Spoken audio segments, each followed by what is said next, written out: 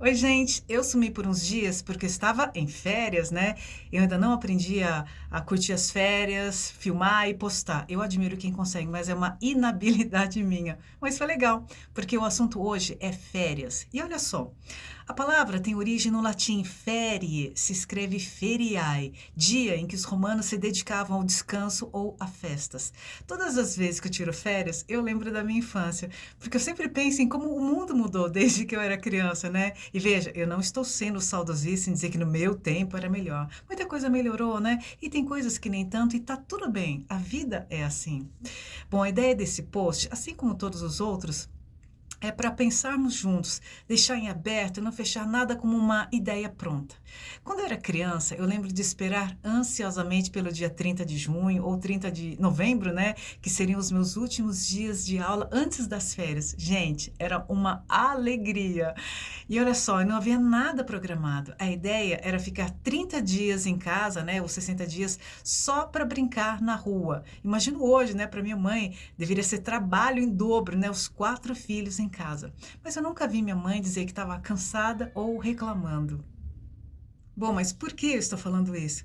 Muitos dizem que há um excesso de atividade para as crianças durante as férias. Tem gente que programa as férias todinha, né? Primeira semana vai para Disney, depois vai para a praia, depois vai para um acampamento, depois vai para o beach park, passa na casa dos avós, dos tios, dos amigos e por aí vai. É muita atividade. Eu acho que hoje em dia as férias mantêm o mesmo ritmo frenético que as crianças já têm durante o ano letivo. Veja que aqui não há uma crítica, mas uma pequena observação do que talvez seja o motivo de muitas crianças serem tão ansiosas, como se tivessem que ter uma atividade o tempo todo e o tempo todo monitoradas.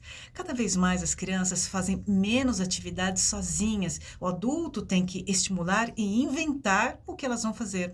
Cada vez mais eu vejo crianças com menos autonomia e menos criatividade. A gente sabe que muitos pais fazem isso não em prol da produtividade das crianças, mas uma estratégia, ainda que inconsciente, não sei, talvez, de manter as crianças ocupadas para que não tenham que lidar com a educação delas. Por quê? Afinal de contas, para muitos, educar dá trabalho e é desgastante, cansa e ninguém quer ter trabalho, não é? Conheço pais que estão desesperados por não conseguir controlar os filhos. Viraram pequenos imperadores dentro de casa. E talvez por isso hajam tantas pessoas terceirizando, né, entregando a parte não glamourizada para terceiros. Ou para aqueles que não têm a quem recorrer, né, vó, tio, enfim, vô. Ou não têm recursos para pagar quem cuide, entregam celulares e tablets para as crianças distraírem as suas mentes.